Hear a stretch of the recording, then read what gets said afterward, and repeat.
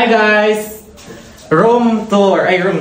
I-update ko kayo ngayon sa room ko anong natatapos. Ako yung stress sa pag-aasikaso ng mga kulang na materyales. Ayan, awa ng may kapal. Ay meron ng kisame. May kisame na tayo guys. Ayan, kitang-kita nyo naman ang paligid. Ayan guys, nagkamera na ng kisame ang aking kwarto. At I'm so excited. Diyos ko, wala na yata akong kaan ni energy bago pa mag-birthday. Ubus na ang energy ko bago mag-birthday. Ang daming linis, hindi pa yan tapos guys. Ito nga pala ang update sa akin. Stainless yung ginamit ko dyan. Pagbaba ng hagdan, may hagdan yan. Napakadami pang dumi. Yan, napakadaming dumi. Bababa tayo dito sa aking underground guys. Napakaganda nito. Konting update lang tayo dito sa kwarto ko. Ayan. Ayan guys, ang magiging salas ko.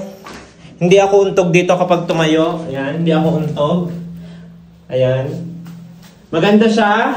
May echo nga lang guys. Nakakabingi. Ayan. Then papalagyan ko doon ng cabinet. Lalagyan ng sapatos. Tapos dito cabinet na may salamin. Ayan.